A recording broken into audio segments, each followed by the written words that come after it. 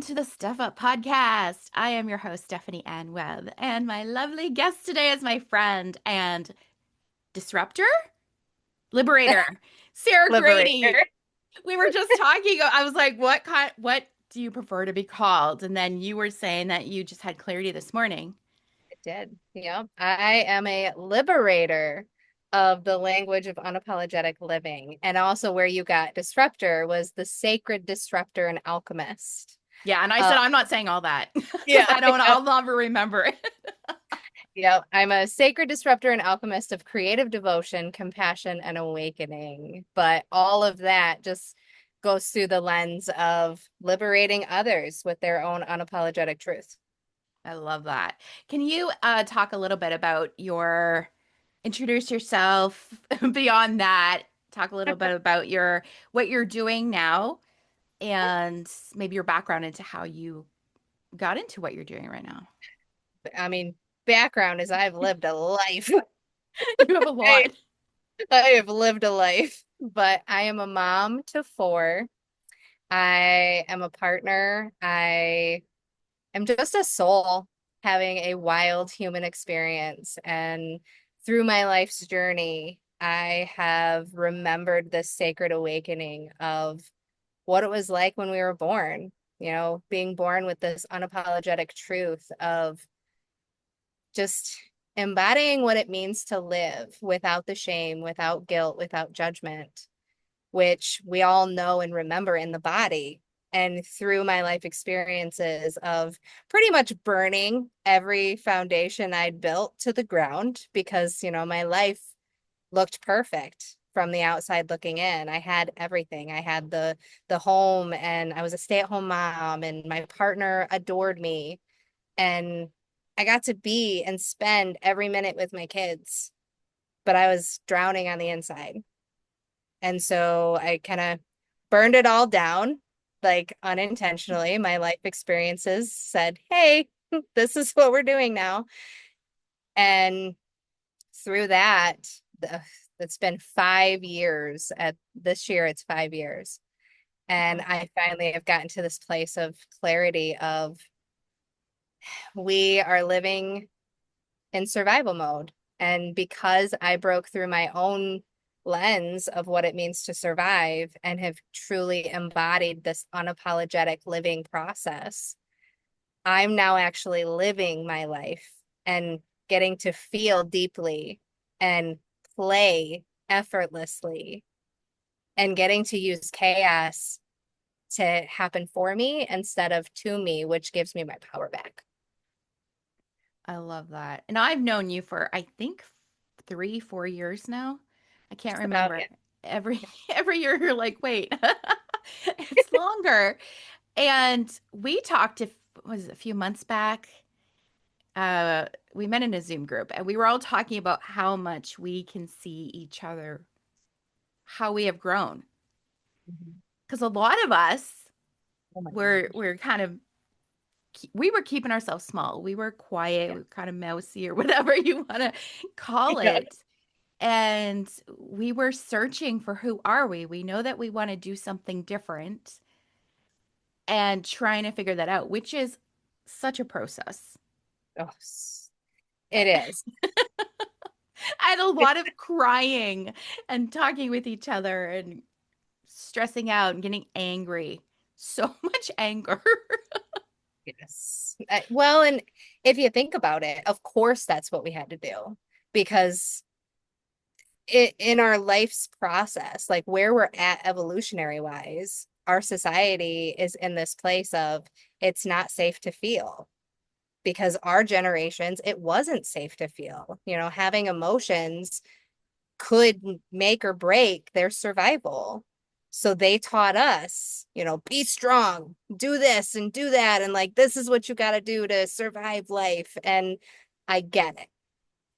But we have gotten to a place in our evolution where we don't need to just survive anymore. Like we can thrive and we can truly live and embrace and trust and have faith that we are life. Life's moving through us at any given moment. And we can't control life. So why not live it fully, freely, and unapologetically and let it mold us, which is what I did. I let my experiences and my life mold me. And then remember that everything that I went through gave me this deep understanding of why I did what I did, or the compassionate heart that I was born with. Being able to go through these experiences helps me actually connect in deeper levels. I think back to um my sister was diagnosed with breast cancer back in January, and she went through this period like after her first chemo treatment, and she was losing her hair. And it was this process of like her head really, really hurt because during chemo, like when you start losing your hair, apparently the hair follicles themselves turn into this like the weight of the hair pulls down and it creates this massive headache. Wow. I And didn't know she that. started feeling that. And she's like, you know what? I'm done. So she made this process of she's like, I'm done. We're cutting my hair. Bring the kids. We're doing this thing. And all of us came together. And she let all of the kids cut her hair, which is, that's a no-go. You don't use scissors and cut hair if you're not a beautician. So they got to cut her hair, and then watching her husband cut the rest of it off, and then watching her son sit down and shave his head. My husband had shaved his head the day before, and then my nephew's husband sits down and shaves his. And then I decided, you know what? I've been feeling for the last several months that my hair is a burden. So why not do it with her? So I let my husband shave my head. And it was like this moment that could be taken as something so heavy. And it just sucks, right? Like it is a very emotional and awful thing that somebody has to go through. But being able to take that experience and seeing how we all came together in love and support and being a part of it is just a testament to these chaotic moments. We have a choice. We can let them drown us and suppress us and overwhelm us and make us think that life is this terrible, awful mess. Or we can choose to see the beauty that lies in the chaos, even if it's something small, Mm. and then take that piece and move forward with it. And that's what each of us has done, like throughout all of this, like seeing you have your moments of anger and the tears, like you're breaking free from all of that suppressed emotion. Of course, you're releasing it. And then on the other side, you have these beautiful breakthroughs of who you are. And I'm just so honored to be a part of the journey with you. Oh, and I'm honored to be a part of your journey and to see how we're all coming through this, and it's very exciting. And you've been a huge part of helping me. I've so when it's we talked for 3 hours, just going Yes, through a lot of stuff. And I remember you had shared that cutting your hair was also symbolic of how you were perceived or what you were as a kid. Your hair was a huge part of your identity. Are it you willing was. to share about that? I am. So that's why I looked at that and was like, this is happening for me. Like life gave me this perfect opportunity because for it was probably more like 6 months. I was in this place of like, I'm frustrated of having to do my hair, curling it or doing this or doing that. And I was just Oh, getting yes. so overwhelmed with the care of it. And but as a kid, my mom cut my hair when I was in fifth grade, and it was short. Like I was down to my booty, like I was down to my way down my back, and she cut it probably about this short. And I got picked on and made fun of that entire year. And it was hard. Like I was this caring, kind kid, and I have all these people in my school just being unkind and telling me I look like a boy and just throwing all these labels on me. And it broke a piece of my soul. So when I was in ninth grade, uh, I I started getting noticed again because at in fifth grade, I was like, "You're never touching my hair again." And I did not let her. She did not cut my hair again. Still to this day, she's not touched my hair. And so it grew back, and I had this long, beautiful hair, and I started getting noticed. People thought I was okay to be around. And so I had attached this identity of if I have long blonde hair, people see me. Mm. And I thought it was a piece of my identity, which it was. Like that's what I needed at that time.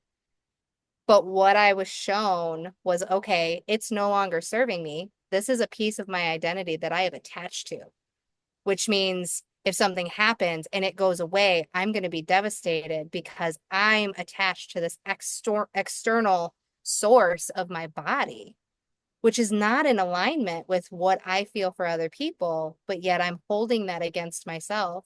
So sitting there with her, telling her that she's not her hair, telling her that she's beautiful just as she is, and it is better to be alive than to keep your hair, which is so silly because we like it's just hair, it's just clothes, it's just whatever.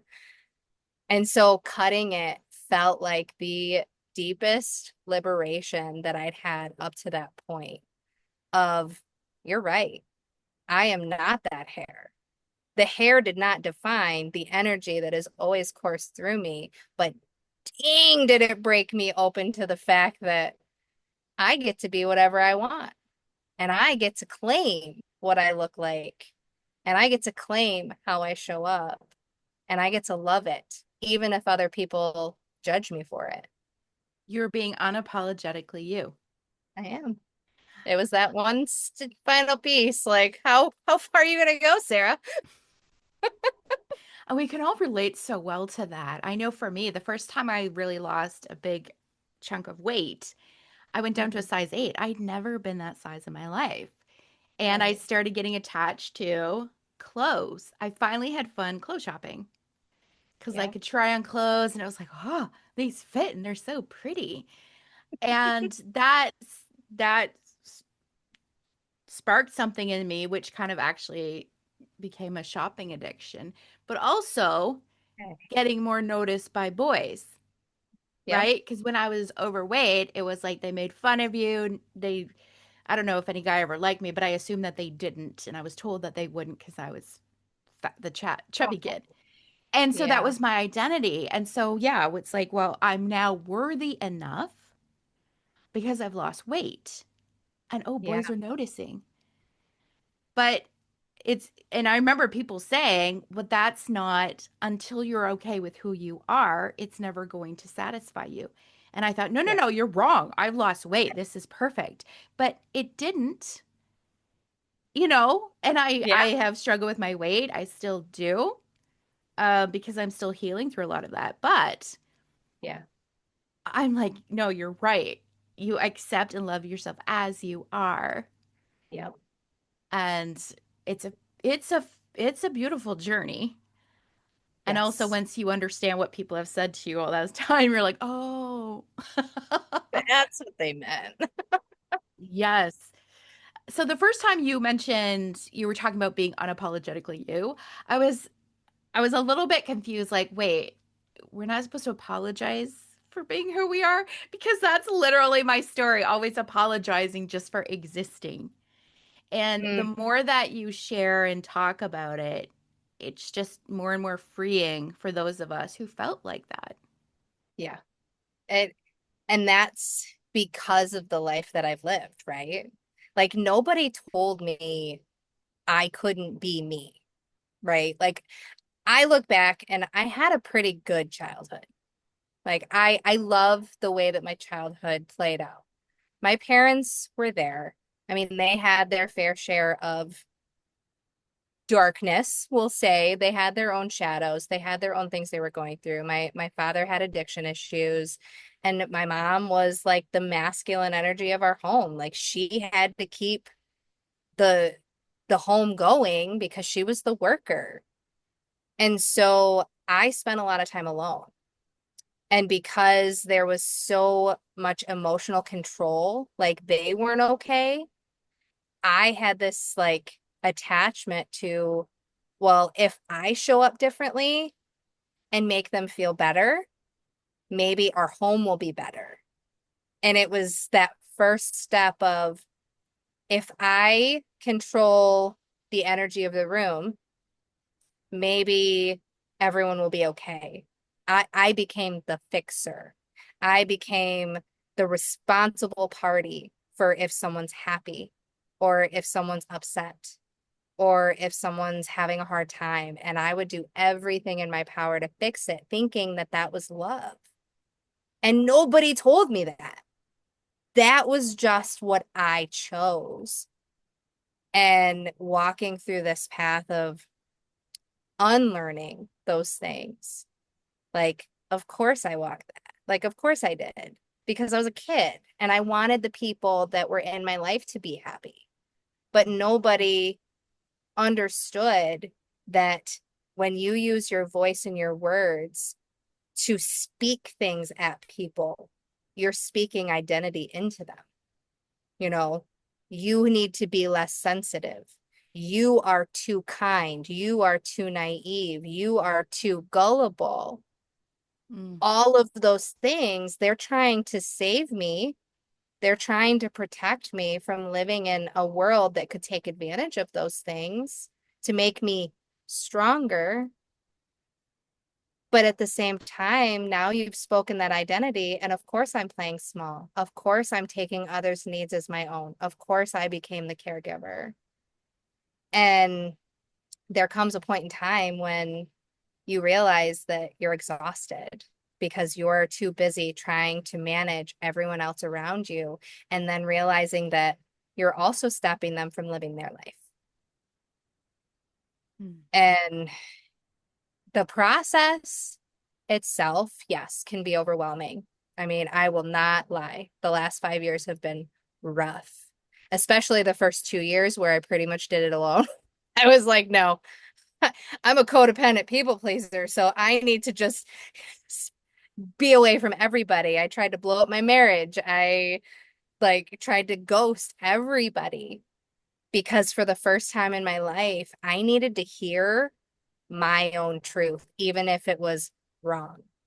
And on the other side of it, I've realized like, okay, I don't have to ghost everyone. I can be unapologetically me. I can show up and not need to apologize when I mess up or when I unintentionally hurt somebody's feelings. But I also do not have to apologize for speaking my truth and someone else being offended by that truth or being hurt by that truth. What I can do is I can honor it. I can say, you're valid. Like, I can see how that can feel like that in your body. What can I do to support you in it? But I am not going to apologize for being me because I wouldn't want them to apologize for being themselves either. We're just all out here being imperfect humans. Let's acknowledge, let's hold space, and let's learn and move forward. And that's where the nuance comes in understanding that it's a yes and situation. Yeah. Yes, I am speaking my truth. Maybe you were offended. It might not, a lot of times, like, yes, if I was saying something to hurt you, that's a different thing than you being offended because your wounding is being affected by something there. And I see these posts a lot online. I used to get so confused because people pleaser as well, codependent. I would go, okay, how do you fit in this world? Okay, here's a post. It's telling you what to do. Yep. And it would say, like, you just be yourself, and it doesn't matter what other people think about you. Like, true. And yet there are people who are who are aggressive and rude, and they're like, I'm just being myself. And it's like, well, no, it's not talking about that. Yep. Or, how people take that is not your problem. Like, that's true, unless you're like being offensively rude. It's so many different things. It's not black and white. See, and that's where I was afraid to share my truth, right? Yeah. Because I hold space even for the people that say the things because they're intentionally trying to hurt. Ah. Because deep down, through embodying this stuff in myself, I know that they're showing up from their own shadows, their own patterns, and they're really just a hurt person who is in turn hurting somebody else based off of they don't feel safe right now. And when I can look at somebody from that lens, then I get to use my own discernment, right? So if this person's coming at me with hostility, I'm not going to meet it with more hostility because that is just going to create bigger chaos for both of us to manage. I can try to show up in love, but if they're not willing to see me or respond kindly, that's when I can walk away. And then Mm. if they don't let me walk away, then that's a moment of like, they're really not okay. And then you take matters into your own safety of what do I need to do to get myself out of this situation? Like, it's never okay to abuse and hurt somebody else. But words only have power when we give them power in that way. Like, words only hurt if we use an emotion to make them hurt. And so this process of unapologetic is that first step of awareness, realizing that the chaos around you, if you're feeling hurt, you've chosen to feel hurt based off of an emotional response to that word, based off of something you decided probably in childhood, or maybe even an experience that you went through, some trauma that's carried in your body, or maybe something that was never yours to carry to begin with because it was DNA passed down from your freaking ancestors. Like, Mm. and it goes back to all these things. So when you can take deep accountability, first step awareness, then self accountability and deep honesty. I'm feeling hurt right now, which means I'm having an emotional response and I'm giving my power to this person. I've chosen to feel this way. And then you can do the deep dive. What do I need right now to feel safe? Do I need to walk away? Do I need to not have this person in my life? Do I need to take a breath, go scream into a pillow? I don't know. Like, there's so many things you can do. You can journal, all the things. You go handle the emotion for you, reflect, take self accountability, and then you get to this place of acceptance of, okay, this happened for me. I can't change it. What can I take from it? And then release the rest of it, not sit in it, not stew in it and let it continue to take power from us. What can I accept about this to move forward? And then you're moving from alignment. You're moving from your true life force of I am responsible for my happiness, for my emotions, my thoughts, my feelings. Everything in my environment is my responsibility. And if I'm not happy, if I'm not feeling okay, then what do I need? Fill that. And then nothing in your environment has any more power over you. Mm. It's it's a deep process, and I will tell you, it has been a long 5 years of my journey making me learn that. Like, I mean, I chose it. I did choose it. But it played itself out in the chaos of my life, and I wouldn't have it any other way. That reminds me of when, and I've gone through this, and it's when people start talking about take your power back. I remember the first time a friend said that to me. I was like, what do you mean? She goes, you're Yeah. powerful. I was like, no, I'm not. Mm, But yeah. when it was, let's say you're dating a dating somebody and Yeah. something happens. And I would let that devastate me for a long time. I almost failed a class or two because I let this happen where I was devastated because first of all, I was seeking the male validation. Yep. And when he took that away, I was like, I'm worthless. And I didn't believe that there was anyone else out there, like all of those limiting beliefs. Right.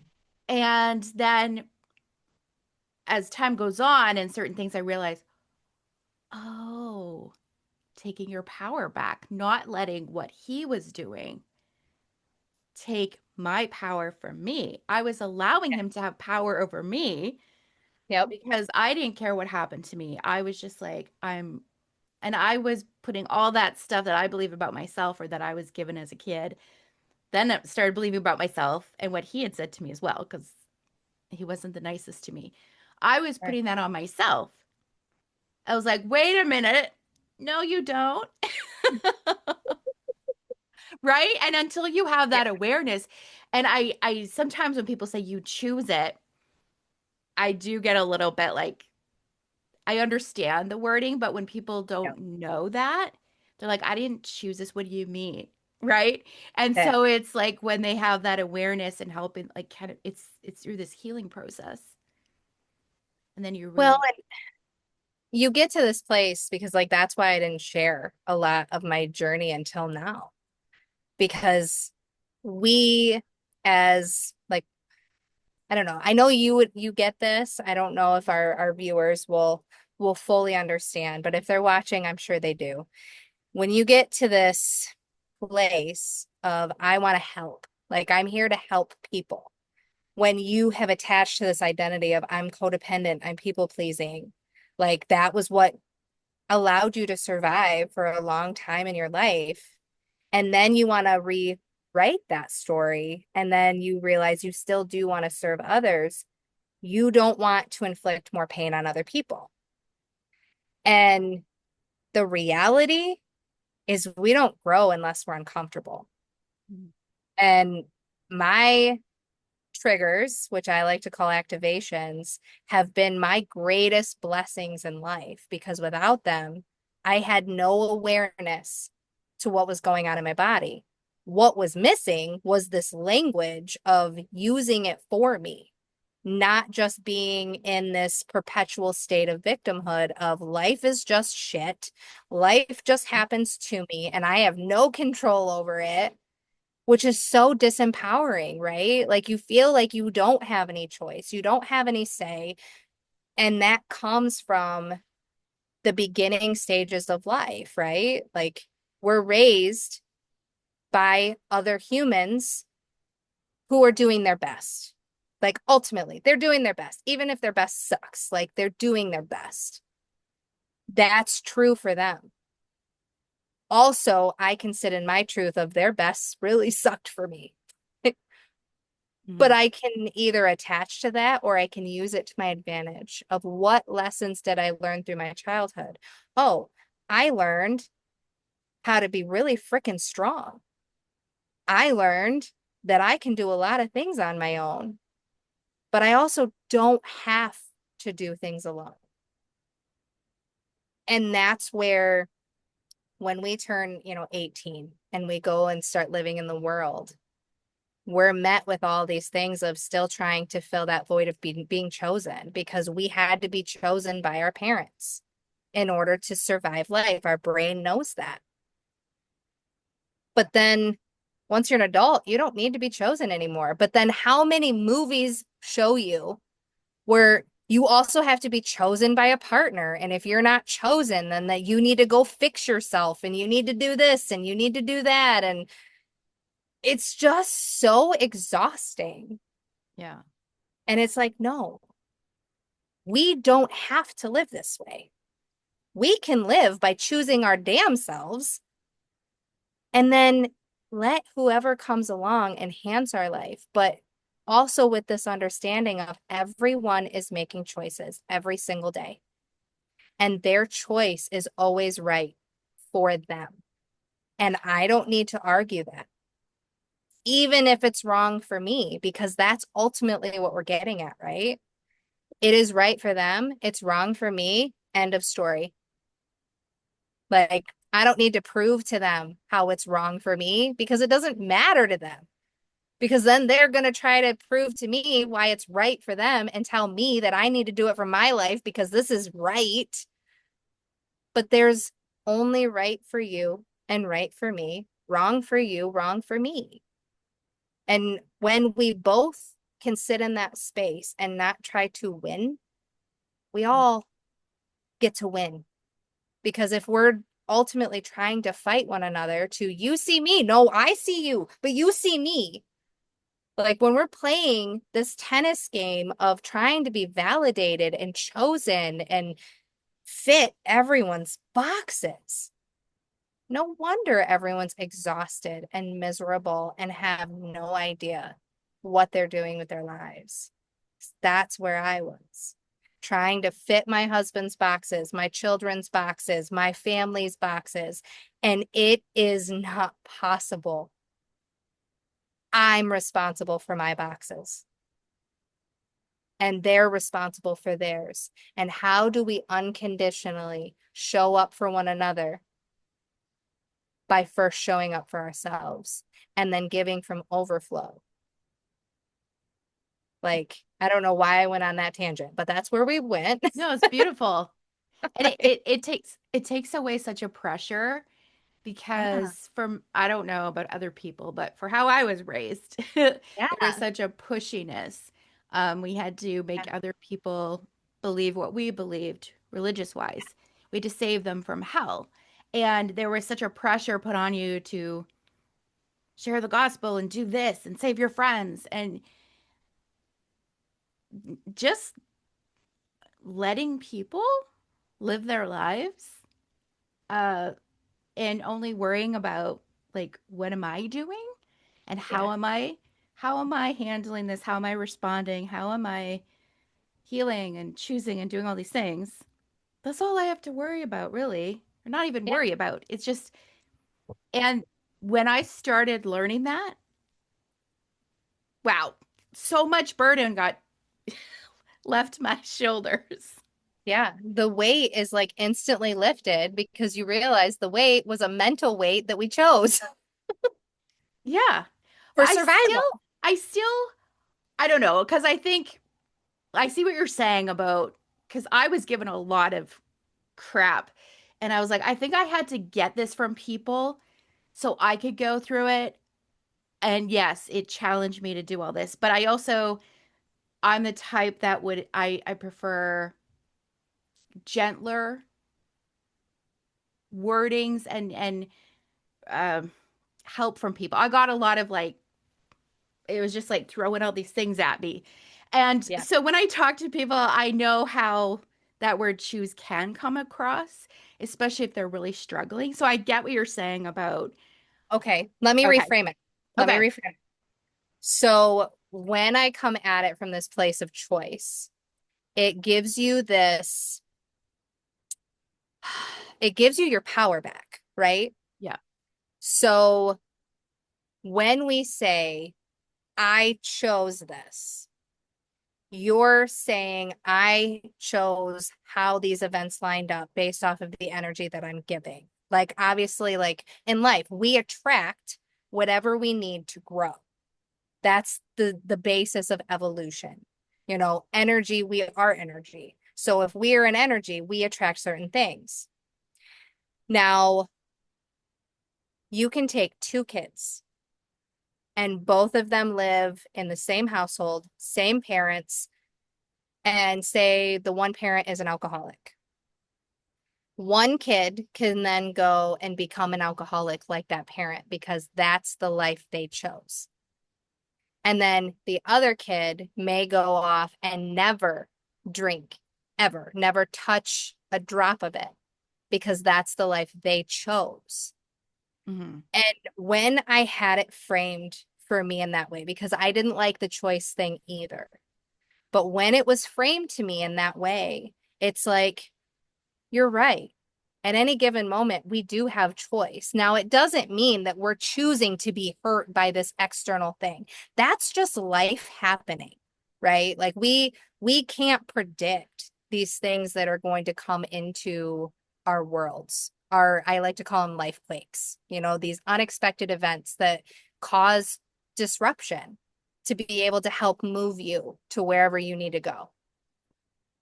But I know that when I look back, when I was 15, I was sexually assaulted. And for a long time, I didn't share my journey and my story because every time I did, people told me how I was wrong. Mm. They told me how my experience wasn't okay and that my experience invalidated other people's journeys.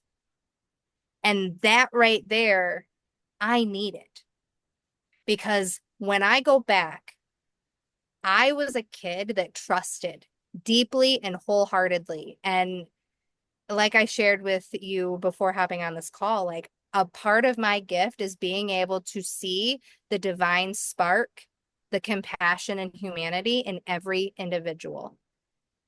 And because I can see that when I was a kid, I only saw that. And because I saw that, that's what I believed that person was. Not realizing that people also show up in their shadows and don't always show up in their truth, in their divine life force, right? They show up from their emotions, from their patterns, from their conditioning. And so when I went through that experience, it was the safest, not safe experience that I could have had, which made me realize, oh, I do have to be more mindful. Like, I can't sit in this place of just openly trusting everyone. I have to see through their shadows and understand that they may not always show up as the version that I see, right? And because I knew that, he got his consequences. And I I guess back then the word would be forgave, but really I just accepted it. And I didn't hold angerness or bitterness at him because intuitively I knew that holding on to anger and bitterness was like drinking poison and expecting him to be harmed by it. Right. Yeah. And so I didn't. And I knew that intuitively. And I used that experience to pivot. 3 months later, I was at a party that I got the body response of, I'm not safe here. And I would not have listened to that had I not gone through the experience 3 months prior. And I do believe that it would have been a lot worse that night. It would not have been the experience I had 3 months prior. Wow. And so I got this life lesson of, yes, people are who they are inside, but also they don't always tell that honest truth. They show up through their pain. They show up through these things that they're carrying. And that is just as important to see as the beauty in them, but not to judge them, not to shame them, not to hold guilt or any of that, but to just be able to see who they are wholly, not just the light, but also the shadow. And do you know how many people told me that I was not allowed to feel that way?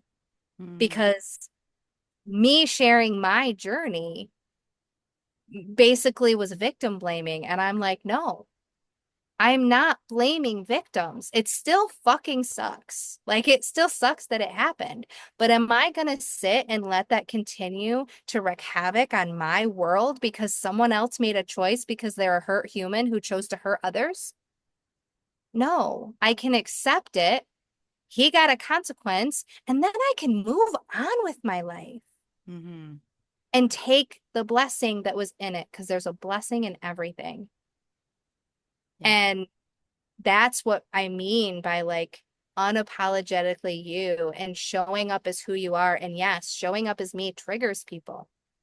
It activates things in others, and their truth is absolutely valid.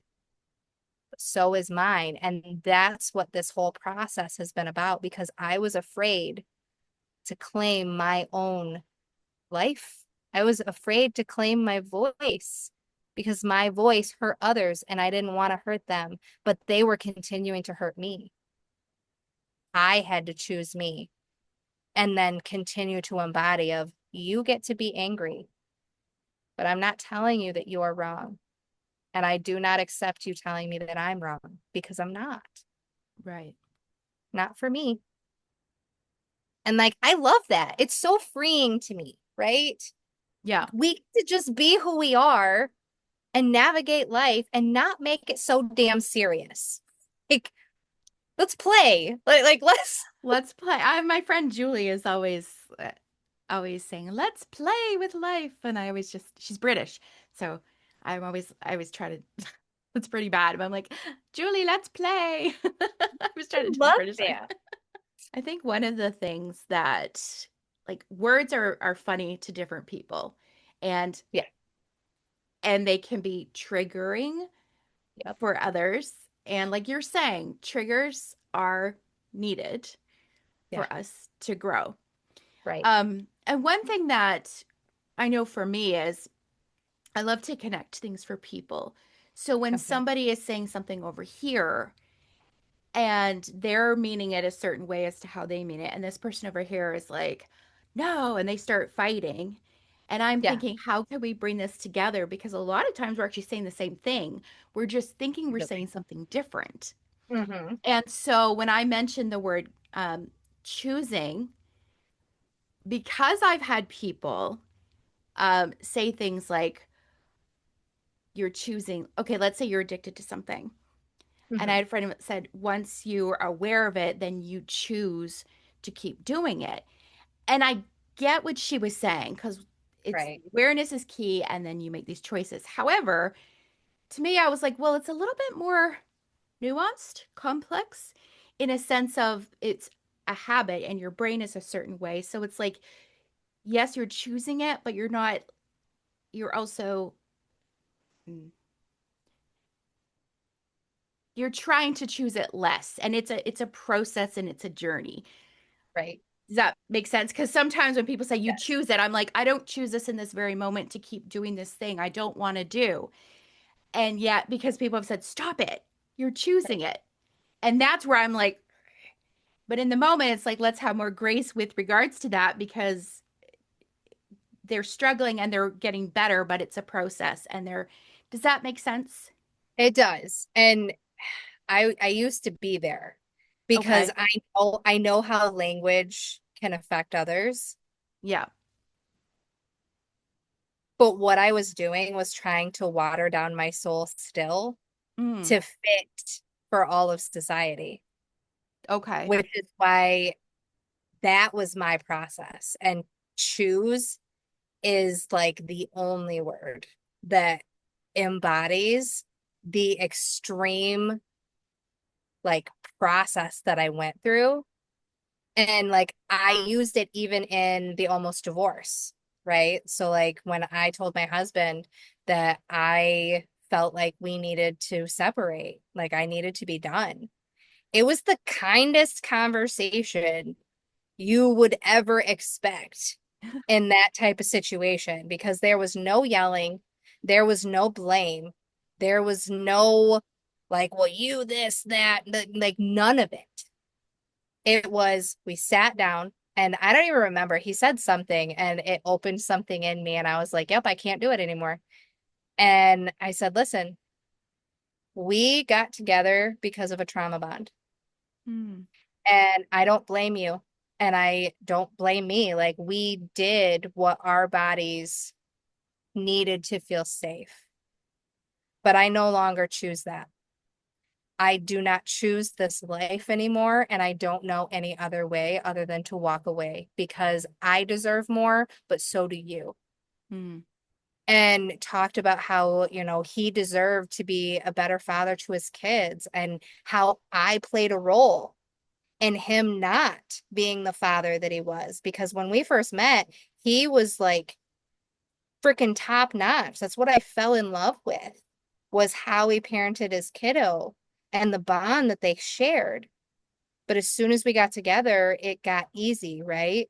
It was easy for him to assume the role of I go to work, she's got the kids, I'm working, so I'm exhausted, and she's doing this over here. And I taught him that because I preferred doing it myself Mm. because it was easier than trying to parent with him. I just did it until I'm like, I've created this entire world in this home based off of my own stuff. And so did he. Like, and it, for me, as soon as I got to that place, it gave me my power back instead of the blame game, right? Like, you're right, I did choose this. I chose this by showing them how to do things for me, how to treat me. So if I can show up differently and do the work on myself and then re-show people how to treat me, then that gives me my power back. That's how I change my life. It is my choice. And it was so empowering as a recovering codependent people pleaser of I have choice here. I gave my power away because I thought that's what I had to do to fit into society. But now I get to take my power back. I get to choose my voice. I get to choose what I do every day. And I don't like those experiences. So I'm going to choose to do these things, which will lead me here, but also have grace for the fact that we're not going to be perfect. We're going to screw up along the way. And when I look back at those moments, had I known what I know now, I wouldn't have tried to walk from my husband because if it would have worked out the way that I planned then, we would not have this completely authentic and free relationship that we have. He is his own whole self, and I am my own whole self, and we enhance each other's lives. When he comes to me, he knows he's safe to say, hey, I need to do XYZ right now. And I know how that impacts you, but I need this for my soul. And then I can accept that and be like, of course, you do what you got to do. And then he holds that same space for me. Mm. And it's not through compromise. We do not compromise our lives. We get to choose what we want. And I tell him quite often, I think he gets sick of hearing it, but I tell him a lot. If you choose, like if you suddenly wake up in this awakening process and decide that I am not what you want anymore, please tell me because I would never want to keep him in a relationship with me if his soul was feeling called to go somewhere else. Would I like it? No. Would I have some sadness and grief? Of course. But that is his choice and should always be his choice, just like it's always mine. I could leave at any moment and it's not doesn't make me a bad person if my soul takes me somewhere else. Mm-hmm. So like what you were saying, like I know choice can be triggering, but sharing my story without it, there's no way for me to. Like there's no way to water that down because taking back the power of my choice is literally what saved me. Mm. Right. So, but that doesn't make other people wrong, right? It just makes Right. me not their people. Like Right.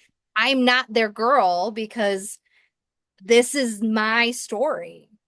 And we're all in different places, and that's what's so wonderful about, I used to think, oh, just any life coach if I worked with somebody, right? No, Right, whoever right. is the right fit. Because there Yes. are some that like, no, we don't click, but you're perfect for that person over here, and this person over here is perfect for this for me, or whatever. And that's the variety of life. Breadcrumbs. Like Yeah. you might have to go to one person, like someone may go to you for like this thing, and then all of a sudden they're like, you know what? It feels like this piece is done.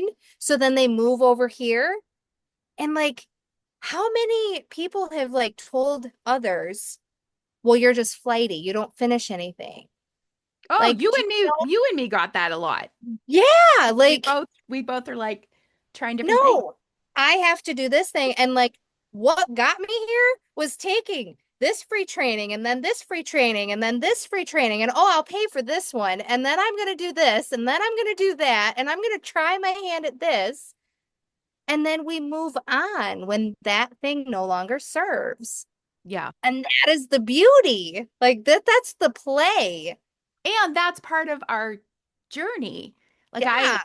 I know people have said to me like, "Wow, you wasted money going to this school and you blah blah blah." I'm like, that's I am who I am because I did this and that led me here and I grew through this.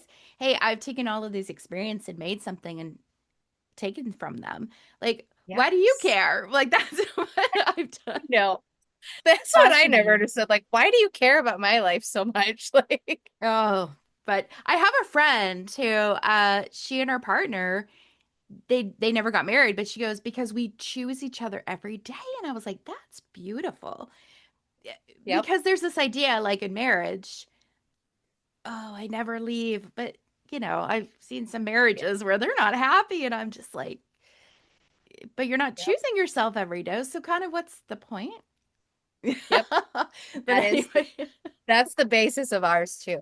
I tell him that quite often. I choose you today. but that's so wonderful because it's like, yes, there's that autonomy, and you know that that person is not just there just because they don't want to get a divorce or just because they don't want to, like, it's a piece of paper. We have to go by this. That's the rule of it. Yep. If again, if I knew back in the day, we wouldn't have done the actual marriage process, I don't think. Mm, Like it was a part of our journey, but yeah. I don't see it in the same way anymore. Like it is just a piece of paper. And once you have that piece of paper, it changes things. Like it changes mindsets. Like, oh, well, I have them now. We don't have to do the work anymore. And it's not.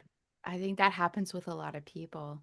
And see, even now, as I'm talking with you, I'm like, what if somebody from my background, my family, or from what if they hear this and go, oh, Stephanie's saying this because the marriage is a huge thing in the church. And I'm like, but once again, Yeah. like letting that go and not caring. I still have aspects of it, but less and less every day.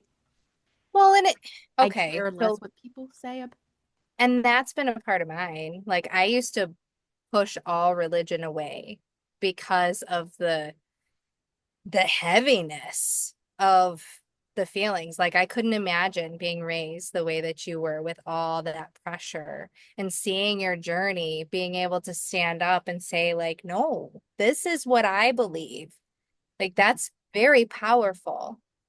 And it's going to impact so many just by you living your truth, you living your journey and speaking about your experience.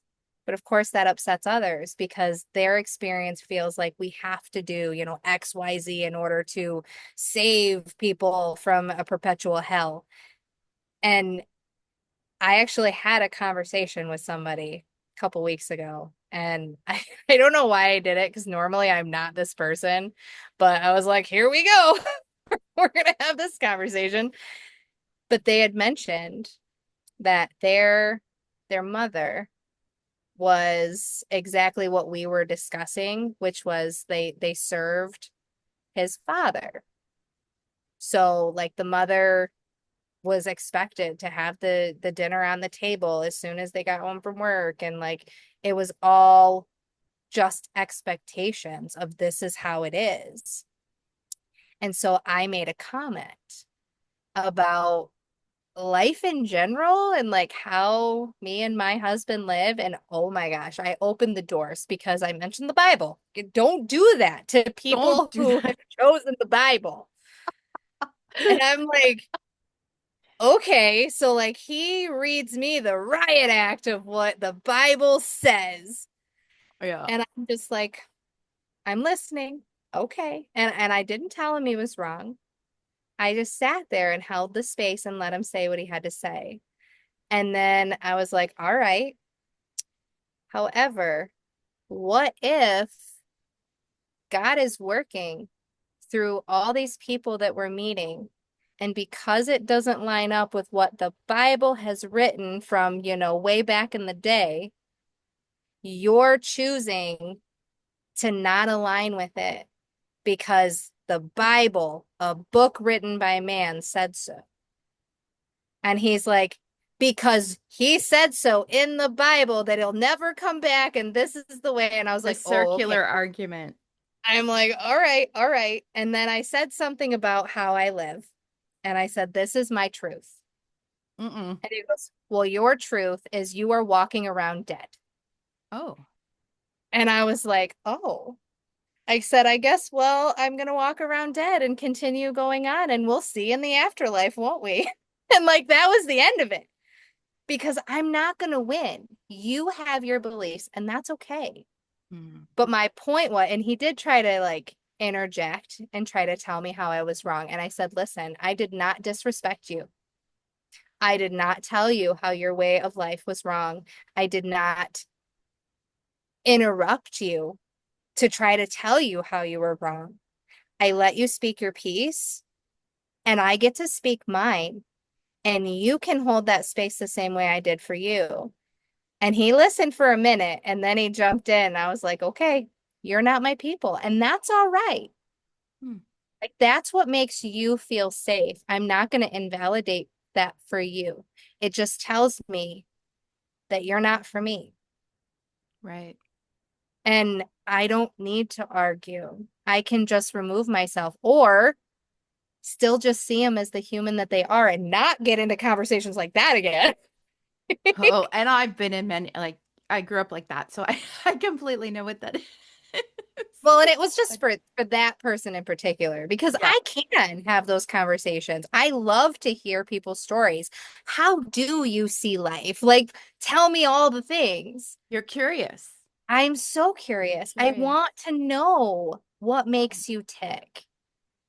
And as soon as you're not holding that space for me, that is my first sign of discernment. Am I okay to be here? And not just for me, but also for them, because I can't serve them if I'm too busy trying to tell them they're wrong. You know what I mean? It's a two-way thing there. Yeah, We're not healthy for each other. So I'm going to remove myself before I create more chaos that's unnecessary. yeah. And I love it.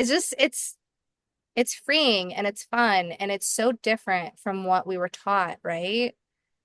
Yeah, And it makes me feel like it's possible to have inclusivity and allowing people to just live their lives and kindness and compassion and just doing what you need to do each and every day without feeling like there's anything wrong with you because there's nothing wrong with any of us. and that's a Just very freeing thing. it is like just Yeah, remember that. And I feel like it's more people that embody that right there, that there's nothing wrong with me. I get to choose my way of life. We're going to have less people walking around trying to hurt other people because people only hurt because they're hurting. yeah. Wow. That's my world anyway. That's so good, Sarah. Wow. So much to think about and go through from our discussion today. Love Um, it. so thank you so much for coming on the Stuff Up podcast and talking with me. And I will put your information in the show notes, but I'll ask you like how can people get a hold of you? So I have a link in bio. It's sarahmfgrady.com, but it'll be in the show notes. And there is on there a free unapologetic video series that kind of walks you through 4 different videos about embodying this own process in your life. And I do want to give that to your viewers because I know what it's done to my life. And I just want it to be able to reach those who also need it for themselves, for them to be able to remember their own truth because nobody needs more information. Nobody needs more of anything. Information's fun. Don't get me wrong. I'm never going to stop learning. But what you need is to be led back to yourself And that's what I feel like this video series does. And bonus, no freaking email because I'm done with it. I hate email. I hate opening them. So it's all in a playlist on YouTube. It is free. Binge it. I don't care. Take it and do with it what you will. And that can be found on your website. Yep, on my link in bio. Okay. Oh my Yep. gosh, I that's one thing. And oh my gosh, we could go on for longer, but the thing with the newsletters, like I was or even being told, that's things that kept bothering me, right? You need to Right. do this, you need to do that. And it's like, but I don't want to. I don't, Stephanie, you Nope. need to. And I was like, wait, I don't have to do anything. You did. Does it feel right for me? People said you need newsletters. I don't like newsletters. Nope. I delete them all and I don't read them. Nobody likes newsletters. And, and I love that you said that. I do. Well, and that was why I got to that point because I was like, I don't like these No, for nobody myself. likes these. Rarely, So maybe I'm not someone. going to do it. Now, maybe someday when I have a team, like when I get to this place where I have a team of other people that are walking this path with me, if that's their vibe to create them, we'll send, have at it. But for right now, no. I No, don't need more email. I don't need to bog down other people's emails because I don't like it. no, I don't either. Do you have any parting words of wisdom or anything you want to add before we close off? You are not broken. You've never been broken. You have always been whole and worthy and divinely on time for your life's journey. And all that's waiting is for you to see you. And that will change everything. Living freely and unapologetically, which is your birthright.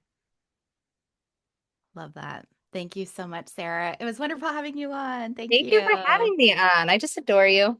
I adore you too. Okay, guys, sending love to you all. Bye. Mwah.